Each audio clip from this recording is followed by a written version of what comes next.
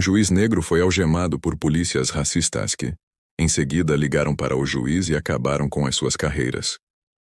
A sirene rompeu o silêncio da madrugada enquanto o agente Torres observava perplexo a cena que se desenrolava em frente à esquadrada. Polícia. Uma mulher negra vestida formalmente era algemada e empurrada para dentro do carro da polícia pelos agentes Mendes e Cardoso. O seu rosto exibia uma serenidade perturbadora serenidade, em contraste com a violência da situação. Vão arrepender-se disso para o resto da vida, disse ela calmamente ao agente Mendes, que apenas riu enquanto apertava ainda mais as algemas nos pulsos já marcados dela. Mais uma criminosa que pensa que tem poder, a zombou Cardoso, puxando-a pelo braço com força desnecessária. Vestida como uma advogada, Helena Oliveira, 45 anos, sentiu o metal frio cortar a pele enquanto o sangue fervia nas veias. Juíza federal, há 12 anos, ela nunca imaginou que uma simples parada para abastecer o carro resultaria em tal humilhação. 30 minutos antes, ela estava a caminho de uma conferência jurídica nacional quando 2 policiais se aproximaram dela no posto de gasolina exigindo identificação num tom que ela reconheceu instantaneamente como sendo reservado para aqueles que consideravam fora do lugar. Deixe-me ir agora, exigiu Helena com voz firme. Estou a dizer que sou juíza federal. A identificação está na minha bolsa. Claro que está. Mendes revirou os olhos. Eu sou o presidente da República. Vamos inventar outra história mais criativa. Caminho da esquadra, o agente Torres, que acabara de chegar para o seu turno, hesitou ao ver a cena. Qual é a acusação, Mendes? Falsidade ideológica. Chefe, ela estava a fazer-se passar por juíza. Até tinha um crachá falso na bolsa. Os criminosos estão a ficar cada vez mais criativos. Helena respirou fundo, mantendo a compostura que anos no tribunal lhe tinham ensinado. Várias pessoas aproximaram-se, algumas a filmar com os telemóveis. A humilhação era pública, deliberada e dolorosa, exatamente como os policiais pretendiam. Delegado, exijo fazer uma ligação. Agora Helena disse, sem deixar transparecer a confusão dentro dela. É meu direito? Você vai ligar para o seu parceiro, ou para algum advogado desprezível, que vai dizer que estamos sendo racistas? Cardoso riu trocando olhares com Mendes dentro da delegacia. Helena foi fotografada e teve suas impressões digitais tiradas em cada fase, repetindo calmamente o seu nome. Cargo. A cada repetição, os polícias riam mais alto. Doutora Torres, se me der um número de telefone agora, esta situação pode ser resolvida em minutos. Insistiu Helena quando foi finalmente levada para o gabinete do adjunto. Torres hesitou. Algo no olhar dela incomodava-o. Não era medo, não era raiva. Era uma certeza inabalável que fazia o seu estômago se contrair. 5 minutos depois, ele cedeu, empurrou o telefone fixo na direção dela, enquanto Mendes e Cardoso observavam com sorrisos confiantes nos rostos. Helena discou um número que sabia de cor. 3 toques depois, uma voz grave atendeu. Desembargador Montero. Ricardo, é Helena Aloea. Estou presa na delegacia central sob a acusação de falsidade ideológica. A polícia recusou-se a verificar. A minha identidade algemou-me em público. O silêncio do outro lado da linha foi breve, mas pesado. Passe a chamada ao responsável. O delegado Torres atendeu o telefone com aparente apreensão. O seu rosto foi perdendo a cor à medida que o homem, do outro lado, falava. Mendes e Cardoso notaram a mudança no ambiente. Os seus sorrisos foram desaparecendo. Sim, senhor juiz. Não, senhor. Imediatamente, senhor. O que ninguém na esquadra sabia era que Helena Oliveira não era uma juíza federal qualquer nos últimos 3 anos. Ela tinha liderado secretamente uma força-tarefa que investigava casos de abuso policial e racismo institucional no sistema judicial, e que a humilhação pública, longe de ser apenas mais um caso isolado, acabaria por se tornar o gatilho para uma reforma que ninguém jamais esqueceria. Tirem-lhe as algemas agora, delegado. Torres ordenou com o rosto agora pálido como papel, enquanto os polícias obedeceram, desconfortáveis, Helena olhou diretamente para as câmaras dos telemóveis que ainda estavam a filmar através das janelas da esquadra. Se essa história de discriminação e abuso de poder tocou o seu coração, não se esqueça de subscrever o canal para acompanhar como uma simples chamada telefônica transformaria não só as carreiras desses polícias, mas todo o sistema corrupto que eles representavam. A tensão no ar era palpável quando as portas da delegacia abriram e Helena Oliveira saiu sob os flashes dos celulares que se multiplicaram rapidamente. O delegado Torres a acompanhava, com o rosto uma máscara de desconforto enquanto gaguejava desculpas que ninguém acreditava.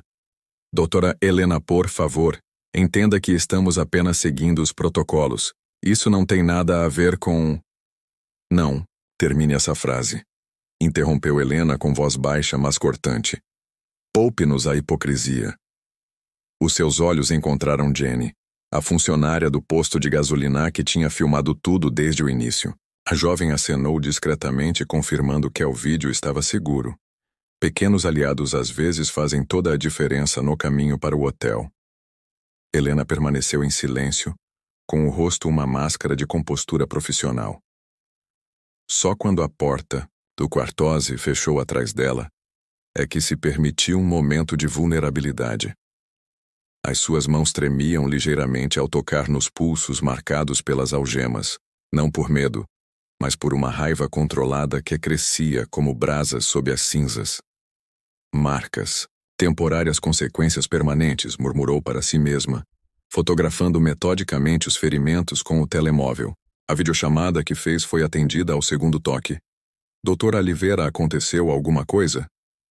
A voz de César Valente, seu assistente jurídico há 5 anos, estava sempre calmo, mesmo quando sabia que algo estava errado. César, preciso que cancele a minha participação na conferência e ative o protocolo IQTA imediatamente. O jovem assistente endireitou-se, reconhecendo o código de emergência que nunca pensou que precisariam usar. Eles finalmente passaram dos limites, não foi? Não apenas passaram. Dançaram por cima deles. Helena descreveu brevemente o que tinha acontecido enquanto César tomava notas.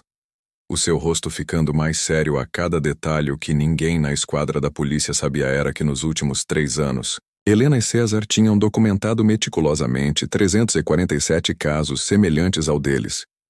Profissionais negros humilhados, detidos ou agredidos por agentes da polícia que depois alegavam confusão ou que estavam a seguir os protocolos. A maioria das vítimas, com medo de retaliação ou não acreditando no sistema, nunca prosseguiram com queixas formais. Enviei-lhe acesso seguro aos ficheiros da Força-Tarefa.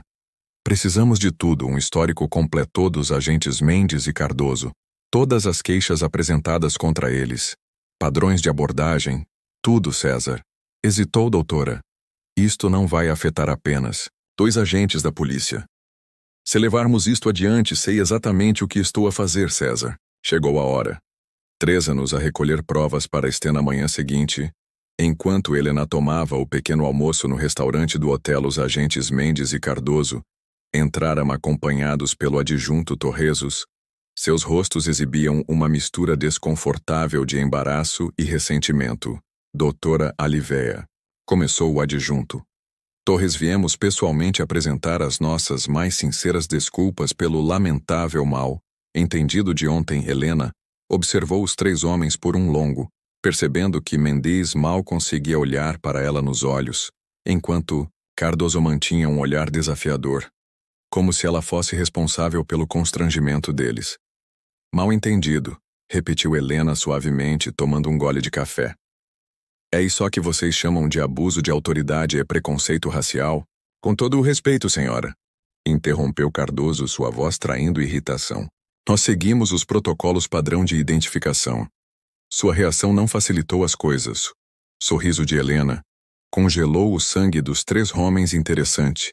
Estou curioso para saber a que protocolo se referia aquele que determina algemar uma cidadã sem verificar devidamente a sua identidade.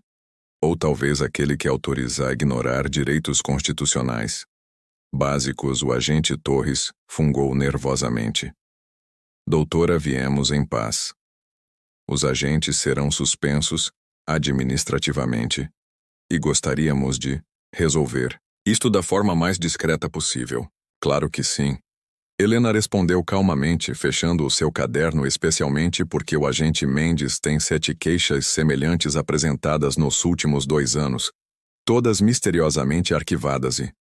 O agente Cardardoso tem um histórico interessante, de abordagens seletivas que, curiosamente, parecem seguir um padrão específico de discriminação racial. O silêncio que se seguiu foi ensurdecedor. Os 3 homens trocaram olhares alarmados. Como é que soube? Recomeçou Torres antes de se recompor. São assuntos internos da empresa. Helena levantou-se calmamente, recolhendo os seus pertences. Não, senhor adjunto. Isto é um padrão sistemático de comportamento discriminatório que está prestes a tornar-se um caso jurídico histórico. O que aqueles 3 homens não podiam imaginar era que, naquele mesmo momento, César Valente estava à reunião com o juiz Montero e outros 5 juízes federais para apresentar um dossiê que documentava não só o incidente com Helena, mas centenas de casos semelhantes que formavam um mosaico perturbador de práticas institucionalizadas. Pior ainda, os vídeos da abordagem de Helena já tinham alcançado 3 milhões de visualizações nas redes sociais, com hashtags como Gisguea e Husm Moyal, liderando os tópicos nacionais mais comentados. O vídeo de Helena algemada na esquadra da polícia tornou-se um fenômeno nacional em menos de 48 horas. As estações de televisão mostravam as imagens em loop.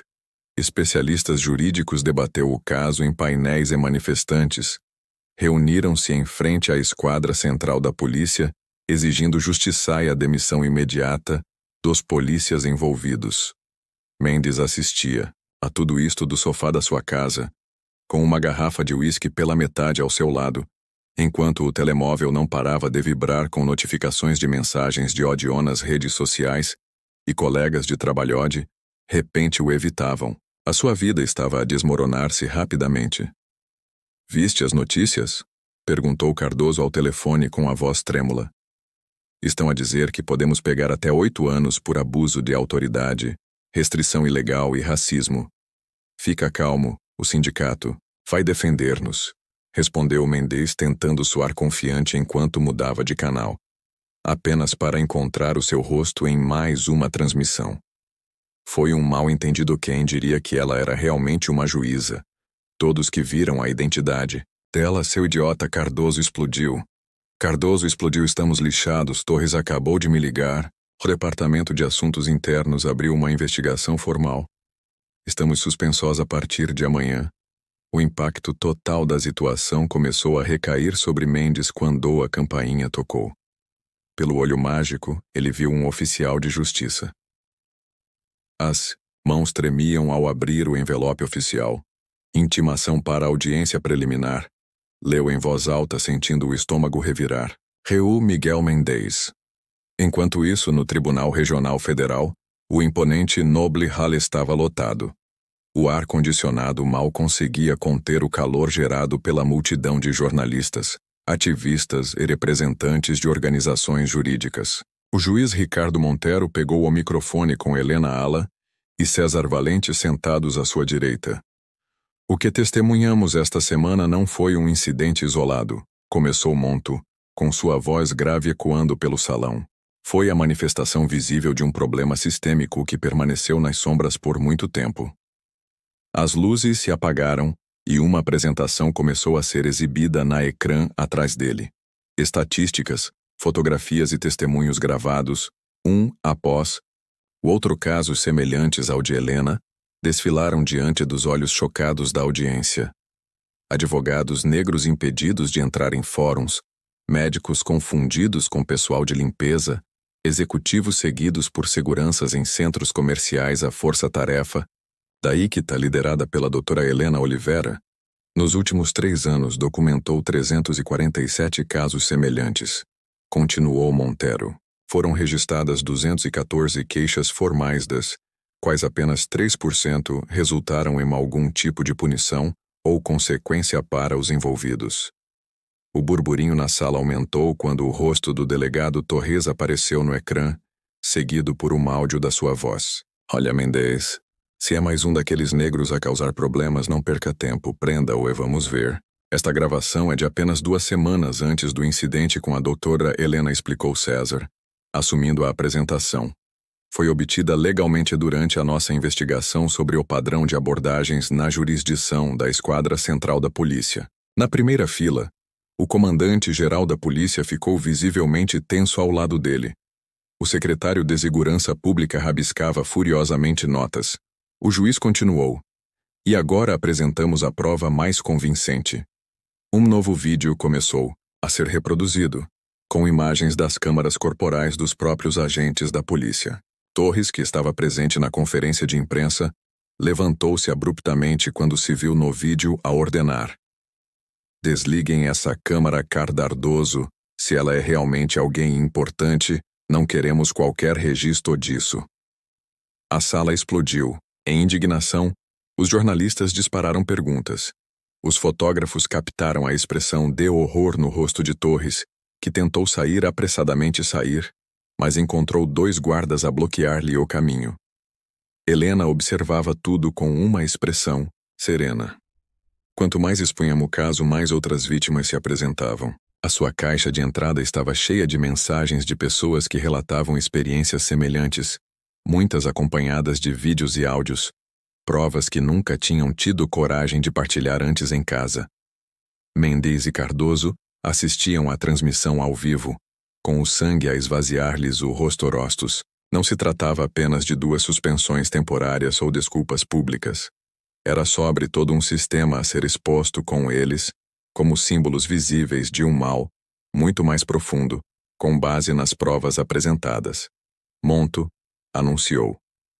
O Tribunal Superior ordenou uma intervenção imediata na Esquadra Central da Polícia, uma auditória completa dos procedimentos policiais em todo o estado e a demissão definitiva dos envolvidos até a conclusão do processo criminal. Quando a sessão terminou, Helena foi cercada por repórteres e um jovem jornalista apontou um microfone na sua direção. Doutora Helena, tudo isso foi planejado? Você se usou como isca para expor o racismo institucionalizado? Helena sorriu levemente antes de responder. Eu nunca planejei ser algemada ou humilhada. Mas quando isso aconteceu, percebi que tinha uma escolha. Eu poderia ser apenas mais uma vítima silenciosa, ou poderia usar a minha posição para dar voz às centenas que tinham sido silenciados antes de mim. Naquela mesma noite, uma figura solitária aproximou-se da casa de Helena. Jenny, a funcionária do posto de gasolina, tremia ligeiramente ao tocar a campainha. Despediram-me, disse ela quando Helena abriu a porta. Disseram que filmei o polícia sem autorização e prejudiquei a imagem do posto. A sua demissão seria apenas o começo de uma nova fase na luta que Helena havia iniciado, porque enquanto empresas, instituições e sistemas de poder acreditavam que podiam silenciar indivíduos isolados, estavam prestes a descobrir o verdadeiro significado da responsabilidade numa era em que a verdade, uma vez exposta, não pode mais ser contida. 2 semanas após a explosiva conferência de imprensa, o Tribunal de Justiça parecia irreconhecível. Os corredores normalmente silenciosos estavam cheios de jornalistas, ativistas e cidadãos comuns, que queriam testemunhar o que já estava a ser chamado de caso. Helena, um divisor de águas na luta contra o racismo institucional. Na sala principal, uma comissão parlamentar especial ouvia o depoimento de Jenny. A ex-funcionária do posto de gasolina, sua voz, inicialmente tímida, ganhou força a cada palavra. Quando filmei aquela abordagem, eu sabia que estava testemunhando algo errado. Não imaginava que perderia o meu emprego, mas faria tudo novamente. Algumas coisas são mais importantes do que um salário. Sentada na primeira fila, Helena observava com uma mistura de orgulho e determinação. Nas últimas 2 semanas, a sua vida havia sido completamente transformada. As 347 vítimas documentadas pela Força-Tarefa de Iquita agora tinham rostos, nomes e vozes que ecoavam por todo o país. O que havia começado como uma humilhação pessoal tornou-se um movimento nacional. Enquanto isso, numa pequena sala de interrogatório no Departamento de Assuntos Internos, O agente Mendes enfrentava a sua nova realidade. Agente Miguel Mendes, a investigação, identificou no seu registro 37 casos de abordagens discriminatórias e uso excessivo da força predominantemente contra pessoas negras. A sua demissão já foi oficializada e o processo criminal continuará independentemente disso. Cardoso não teve melhor sorte nas redes sociais. O rastro de comentários racistas que ele havia deixado ao longo dos anos foi desenterrada e exposta a empresas cancelaram contratos com o posto de gasolina que demitiu Jenny, até que o proprietário, em desespero, anunciou publicamente que estava recontratando-a com uma promoção e pagamento retroativo. O caso do delegado Torres foi talvez o mais emblemático.